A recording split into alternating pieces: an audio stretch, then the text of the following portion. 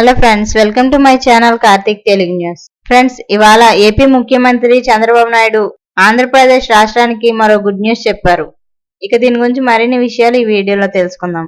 ఆంధ్రప్రదేశ్ ముఖ్యమంత్రి Nara Chandrababu Naidu good news వినిపించారు. DSC అభ్యర్థులకు తీపి కబురు వినిపించారు. ఏపీ మెగా డిఎస్సి ఫలితాలను ఇటీవల విడుదల చేసిన సంగతి అందరికీ తెలిసిందే.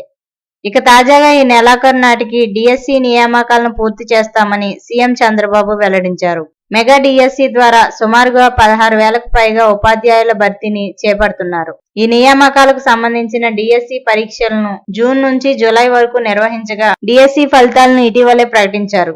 మిగతా ప్రక్రియను వీలైనంత త్వరగా పూర్తి చేసి ఆగస్టు నెలాఖరు నాటికి డిఎస్సి నియామకాలు చేపడతామని సీఎం చంద్రబాబు స్పష్టం చేశారు. స్వాతంత్ర్య దినోత్సవం సందర్భంగా విజయవాడలోని ఇందిరాగాంధీ మున్సిపల్ స్టేడియంలో సీఎం చంద్రబాబు జాతీయ జెండాను ఆవిష్కరించారు. అనంతరం ఆయన మాట్లాడుతూ రాష్ట్రానికి సంబంధించిన పలు అంశాలను ప్రస్తావించారు.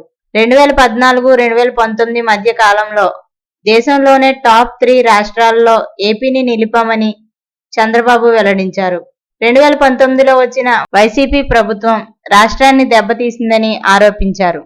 గత ప్రభుత్వం పాలనతో పోలవరం, అమరావతి నిలిచిపోయాయని, రాష్ట్రానికి పెట్టుబడులు ఆగిపోయాయని విమర్శించారు. 2024 ఎన్నికల్లో ఏపీ ప్రజలు 94% స్ట్రైక్ రేట్, 57% ఓట్ షేర్తో ఎన్డీఏ కూటమికి అధికారాన్ని అప్పగించారని చంద్రబాబు అన్నారు.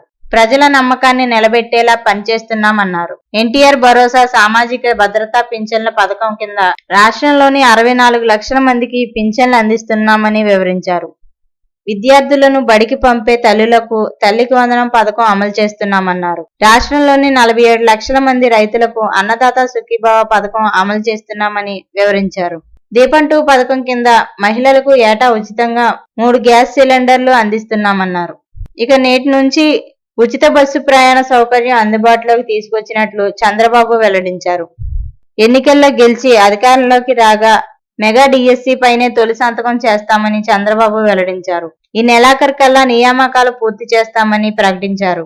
ల్యాండ్ టైటిలింగ్ యాక్ట్ రద్దు, అన్నా క్యాంటీన్ల ఏర్పాటు, నాయి బ్రాహ్మణుల కనీస వేతనం 25,000 రూపాయలకు పెంపు, 4,000 సెలూన్లకు 200 యూనిట్ల వరకు ఉచిత విద్యుత్తు, కళ్ళు గీత కార్మికులకు 10% లిక్కర్ షాపులు, బార్లు, మత్స్యకారులకు 20,000 రూపాయల ఆర్థిక సాయం, చేనేత కుటుంబాలకు నెలకు 200 యూనిట్ల ఉచిత విద్యుత్తు, పవర్ లూమ్స్ కు 500 యూనిట్ల వరకు ఉచిత కరెంటు వంటి సంక్షేమ కార్యక్రమాలు అమలు చేస్తున్నామని సీఎం నారా చంద్రబాబు నాయుడు వివరించారు. సో ఫ్రెండ్స్, ఇది అప్డేట్ న్యూస్. మరిన్ని అప్డేట్స్ కోసం ఛానల్ సబ్స్క్రైబ్ చేసుకోండి ఫ్రెండ్స్. అలాగే పక్కన ఉన్న బెల్ ఐకాన్ క్లిక్ చేసి వీలైతే ఛానల్ కు లైక్ అయితే చేయండి. Thank you friends. Thanks for watching this video.